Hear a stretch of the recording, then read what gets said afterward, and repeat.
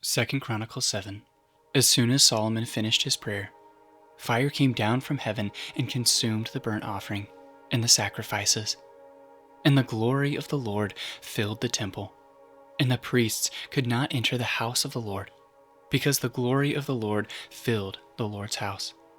When all the people of Israel saw the fire coming down and the glory of the Lord on the temple, they bowed down with their faces to the ground on the pavement, and worshipped and gave thanks to the Lord, saying, "For he is good, for his steadfast love endures forever." Then the king and all the people offered sacrifice before the Lord. King Solomon offered as a sacrifice 22,000 oxen and 120,000 sheep. So the king and all the people dedicated the house of God. The priests stood at their posts, the Levites also, with the instruments for music to the Lord, that King David had made for giving thanks to the Lord, for his steadfast love endures forever. Whenever David offered praises by their ministry, opposite them the priests sounded trumpets, and all Israel stood. And Solomon consecrated the middle of the court that was before the house of the Lord, for there he offered the burnt offering and the fat of the peace offerings, because the bronze altar Solomon had made could not hold the burnt offering and the grain offering and the fat.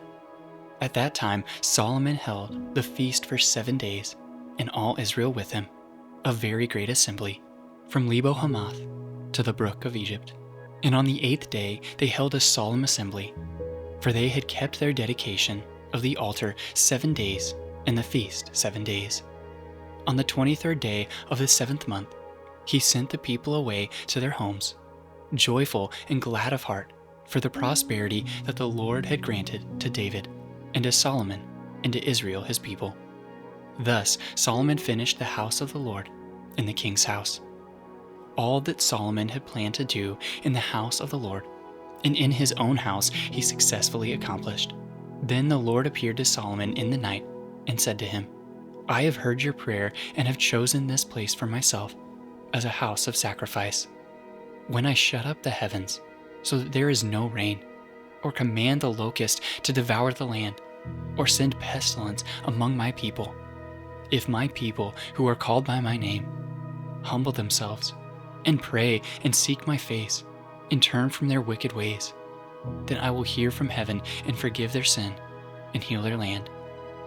Now my eyes will be open and my ears attentive to the prayer that is made in this place.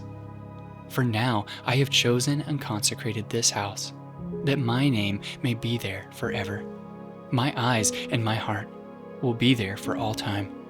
And as for you, if you will walk before me as David your father walked, doing according to all that I have commanded you, and keeping my statutes and my rules, then I will establish your royal throne, as I covenanted with David your father, saying, you shall not lack a man to rule Israel.